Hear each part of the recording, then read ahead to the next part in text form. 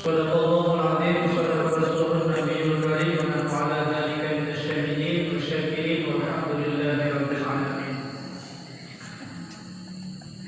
Alhamdulillah, hadirin ibu-ibu, bapak-bapak yang dirahmati Allah Subhanahu wa taala. Yang pertama kita bersyukur kepada Allah Subhanahu wa taala. Karena apa? Karena Allah Subhanahu wa taala masih memberikan kepada kita ini kenikmatan yang banyak.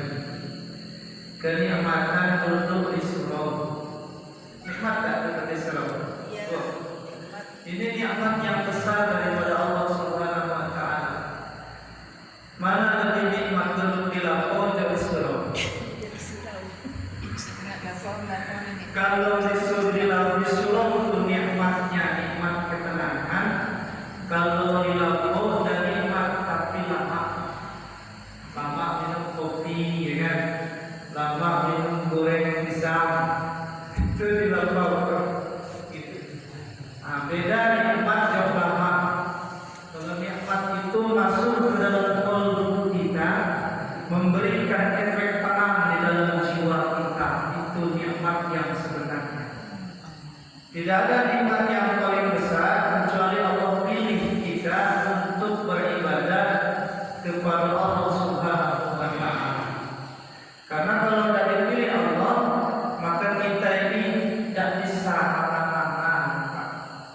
Ya, tidak ada kekuatan. Karena kita ini adanya diadakan oleh Allah, berkekuatannya pun juga diberikan kekuatan oleh Allah. Jadi ibadahnya pula dipilih oleh Allah Subhanahu wa taala. Jadi kita jangan bangga ketika kita bisa ibadah, tetapi syukuri kita bisa ibadah. Gitu. Atas nikmat yang Allah berikan. Karena diberikan nikmat harta pun juga, kalau tidak dipakai ibadah, maka harta itu akan menyengsarakan kita di akhirat. Dulu ada apa namanya? Ada namanya orang yang mencari kayu. Gitu. Diberikan oleh Allah satu harta kampak. Dan saking miskinnya kampak itu hanya untuk dipakai mencari kayu dan dijual ke pasar. Dia suatu saat dia berkeinginan karena dia melihat orang yang lebih kaya daripada dirinya.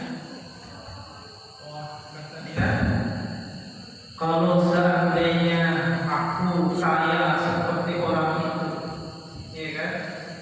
Orang itu kemana-mana pakai kuda yang bagus, pakai ada tempat duduknya, pakai nggak kehujanan, kalau bahasa kini mobil, ya kan? Fortuner, ya kan? Yang bagus, dia di berjalan nggak kena hujan, dia inginkan.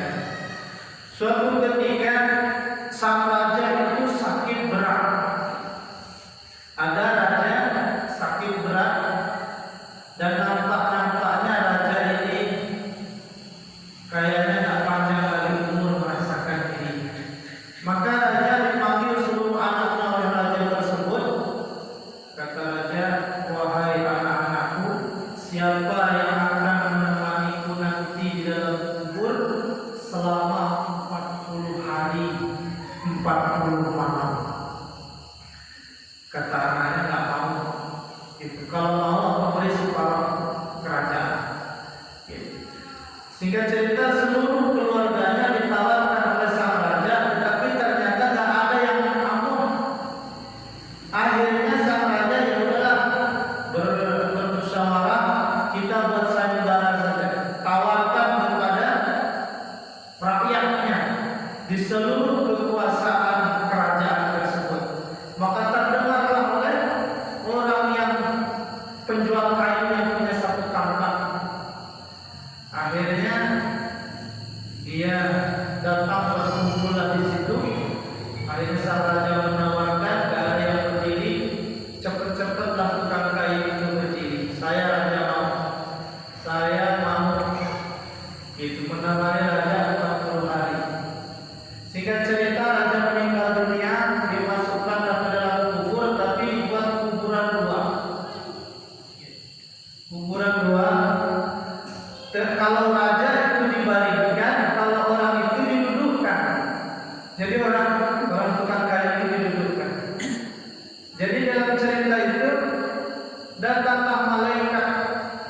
mungkar dan nakir.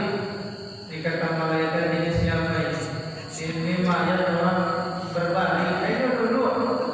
Gimana kalau dia dulu kita tanya? Ditanya di malaikat